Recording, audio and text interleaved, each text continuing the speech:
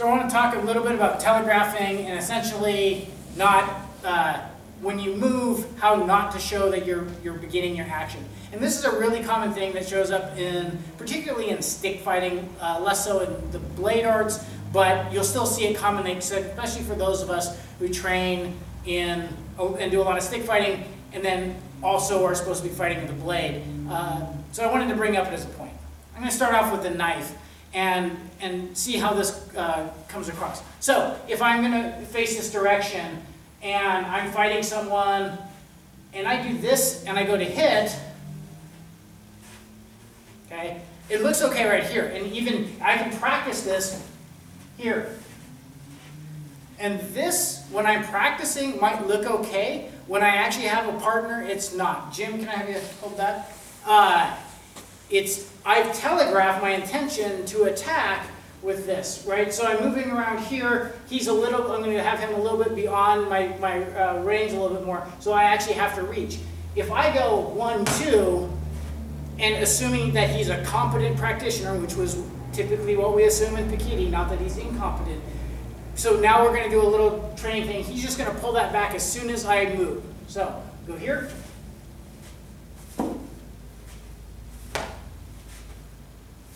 Okay. Now, so hit, move.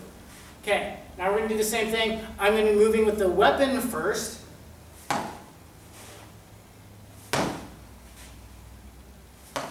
Okay. My hand speed hasn't changed. I was going exactly as fast on the second set as the first. The difference was my hand started moving and then my foot caught up. And this isn't something special to knife fighting. This is, if you want to hit the other guy before he can move, you pretty much have to do this if the other guy's trained. Okay? You can pretty much hit any untrained guy. That's not the issue here.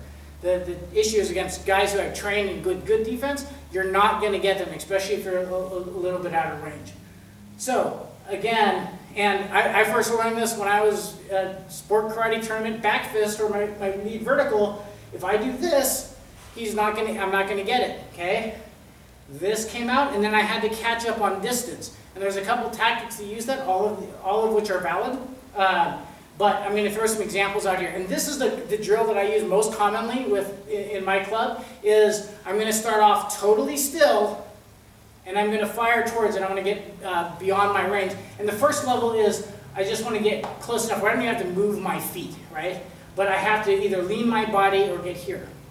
So he's going to retract that and move that out of the way. And he's going to pull that straight back so that if I can catch up to it, then I'm still good. Okay, I'm thinking this is the hand or this is the head when I'm doing this. Okay, so he's a little bit out of range. I can lean so I can lean forward to hit it. I've got no footwork right now. Okay, so again, if I do this poorly, so retract it if you see it, right? Okay.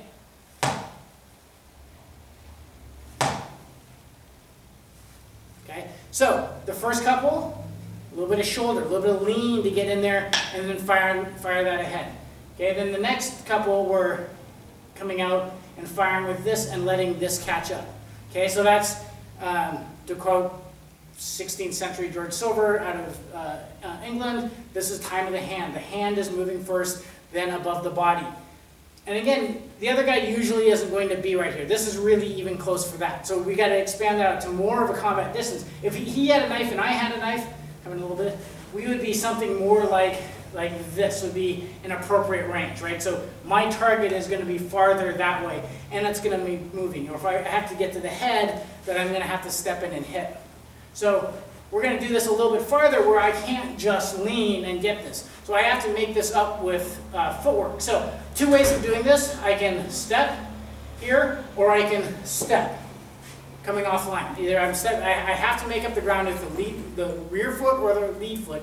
So it kind of depends on how you want to do that, depending on the situation. So we start off here, and again, we're going to do the exact same drill. I'm just working my jab right now. So here, that was a rear foot, lead foot. Okay, I don't want to go. Okay, takes me in range. Obviously, it telegraphs. telegraphs. So this foot, if I'm using my rear foot, stays exactly the same. And this is happening when I hit, okay? This is happening when I hit. Same thing here. If I went reverse grip, it's kind of a big knife for a reverse grip, but I'm going to do the same thing. Same back fist line, or pakal line, you come here, and I catch up. Or what I prefer to do on that one is come off. So we'll do the same thing here.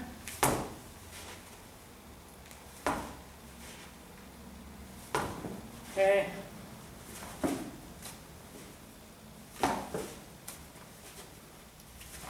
Okay, and so he's not making that easy for me. He pulled it twice. And then what we normally do is, so tell me what you see, right? Shoulder. Okay, so he gives me feedback. My shoulder's moving. Let's do it.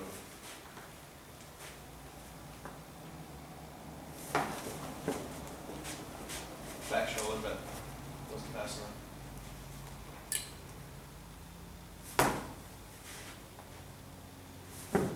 See? Kind of lean. Okay, and so these kinds of iterations, it's training us both. I'm getting coached about what to fix. He's learning to recognize me moving, right? And this can be anything, because this is going to feed back when they actually spar. He's used to all the little twitches. Now, I'm never going to be totally still when I fight it. I'm trying to make this as hard as possible so that when I do actually come out, I want to hide some of this in my body motion, right, as I'm moving there. But in the beginning, isolate everything. All I want to do is, what's the time on the weapon versus versus the foot? And it isn't just knife. If we go out to stick or sword, right, and we do the same thing, you know, I can be moving this, or I can work my jab just like I did. I can work my number 2, I can work my number 1, and this is all the same way. This is all the same way as I do this. If I'm here and I go step hit, he's going to see it coming. So I need to be able to get my distance here. Back up just a little bit. Shoulder around. Here. You see, lean. Lean again.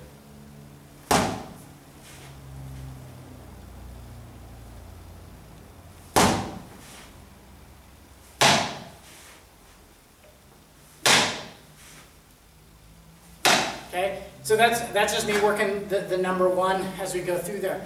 But all examples of things that you're going to do. Maybe I want to work my cross step. So a lot of times in Pikiti, we'll cut this way, step off line with this one. Okay, and in the beginning when we train this, it looks like this. Because a lot of times we're looking at power generation. How do you get your hips into it? Engage your hips to fit your power. That's not the fighting application, because if I do that fighting, I'm leading with my face and not my weapon. So I want to do it as the weapon moves first, so that when I I'm behind my weapon as I cross that danger zone into the other guy's territory. So I'm going to do the same thing here. I'm out of range as I come through here. So I'm here, I'm totally isolating this one. Again, this is not how I fight. Here. Shoulder.